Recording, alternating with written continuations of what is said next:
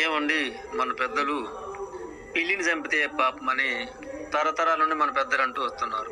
అందులో మరో లౌకికంగా పిల్లిని ఇంట్లో పెట్టి కొడితే అది మరణే కారుతుందని ఒక లౌకికాన్ని అలా సృష్టించారు. అయితే ఒక పిల్లిని చంపితేనే పాపమా అంటే, జీవి అనేది దేనిని చంపినా ఒకే పాపం. కూడోల్ని, కుందేలని, లేళ్ళని, దుప్పుల్ని, కోళ్ళు, మేకలు, గొర్రెలు ఇవన్నీ కూడాను చంపుకొని తింటుంటాం కదా. పాపం అనుకుంటే ప్రతిదీ పాపమే. ఒకదానికి పెద్ద పాపం, ఒకదానికి చిన్న పాపం ఉండదు. నిజానికి అవి మనకు ఏ సాయం చేయవు గనక ప్రేమాభిమానాలు చూపించకుండా అలాగే పాపం కూడా లేదన్నట్లు చంపుకొని తింటాము. కానీ పిల్లిని, కుక్కని మాత్రం విచిత్రంగా అవి మనకు సహాయపడతాయి గనక కొన్ని లౌకికాలతో వాటిని చంపనివ్వకుండా అలనాటి పెద్దలు ఆ విధంగా పిల్లిని చంపితే పాపం అనే భయాన్ని సృష్టించారు. నిజానికి పిల్లి విషయానికి వస్తే పిల్లి మనతో పాటు ఇంట్లోనే ఉంటూ పిల్లి మనకు చాలా మేలు చేస్తుంది. అదేమంటే, మనం ఆరుగాలము వ్యవసాయం చేసి ధాన్యాలు పండించుకొని ఇక ఆ ధాన్యాన్ని బస్తాలలో కుట్టుకుంటాం కదా. అయితే ఇక అట్టి ధాన్యాన్ని వెలకలు వచ్చేసి మనం తెల్లారులు కూర్చోం కదా. తినే 10 గింజలైనా బస్తాలు, మూటలు చింగంబంగంగా కరుగుతాయి. ఆ విషయంలో పిల్లి మనం ఆరుగాలం పండించుకున్న పంటను వెలుక బారి నుండి తప్పిస్తుందని మనం రాత్రిపూట నిద్రపోతాం కనుక ఆ పిల్లి ఆ ధాన్యానికి కాపల, వెలుకల బారి నుండి. నిజానికి పిల్లి పొడగంటే ఎలుకలు దరిదాపుకు రావు. ఈ విధంగా ఆహార ధాన్యాలకు వెలుకల బారి నుండి తప్పించేది పిల్లి కనుక పిల్లి మనకు చాలా మిత్రుడని, అవసరం తీర్చేదని, ఇక దాన్ని రక్షించే ఉపాయంగా పిల్లిని చంపితే పాపము అనే లౌకికాన్ని లోకాన్ని చేర్చారు. అలాగే కోడిని, మేకను తిన్నట్టు పిల్లులు తింటామని తినకూడదు అన్నట్లు పాపం అంటారు.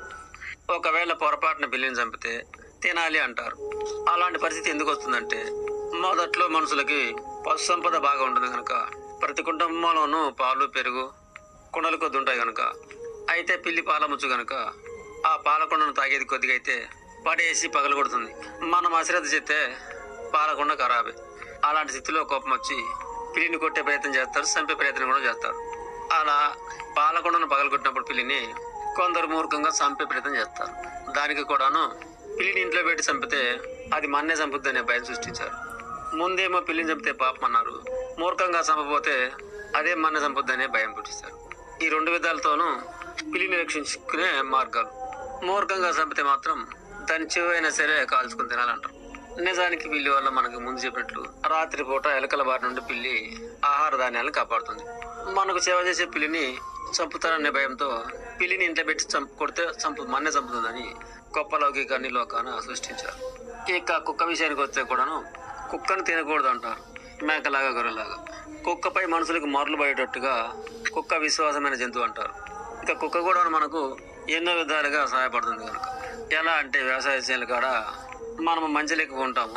పంటని, పైరుని అడవి జంతువులు తినడానికి వచ్చినప్పుడు కుక్క కూడా మన వెంట ఉండి మంచ కింద ఉండి అడవి జంతువుల బారి నుండి పంటను కాపాడుతుంది.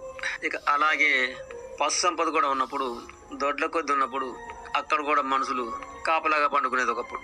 కుక్క అలాగే మనమ్మట కూడా ఉంది కనుక ఆ పశువుల కాడికి ఏమైనా చిరుత, పుల్లు ఏమైనా వస్తే రానివ్వకుండా అది పొడగని మొరుగుతుంది.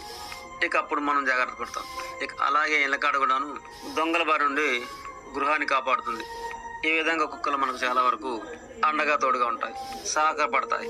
ఆ విధంగా కుక్క పంట చేల కాడ, పశువుల దొడ్డు కాడ, అలాగే ఇళ్ళ కాడ కూడాను కాపలాదారిగా ఉంటుంది కనుక దానిని కూడా తినకూడదంటారు. లౌక్యంగా కుక్క విశ్వాసమైన జంతువు అంటారు. అలా లోకానికి వినిపించడం వల్ల కుక్కపై మనకు అభిమానం పెరిగి తినబోము. మేకని, గొర్రెని ఇవి తింటాం. ఈ విధంగా పిల్లుల్ని, కుక్కల్ని చంపినా తిన్నా పాపమని ఆనవాయితీగా బోధించారు.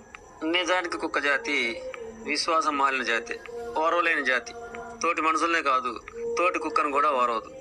అందుకని కుక్కలకు మేకల్లాగా, గొర్రెలాగా దొడ్లు ఉండవు కనుక పిల్లులు, కుక్కలు మనకు మేలు చేసేవి కనుక కుక్కని తినకూడదని, పిల్లిని చంపకూడదని, పాపం అంటూ, ప్రమాదం అంటూ అలా లౌక్యంతో వాటి యొక్క రక్షణకై ఇటువంటి సూత్రాలు మానవులకు బోధించారు. నిజానికి ఏ జీవిని చంపినా ఒకే రకమైన పాపం. పిల్లైనా, కుందేలైనా, కుక్కైనా, గొర్రెైనా అన్నింటిలోనూ జీవుడు అనబడే దేవుడు ఉంటాడు. అంతా విచిత్రం. ఈ విశ్వమే విచిత్రమయం.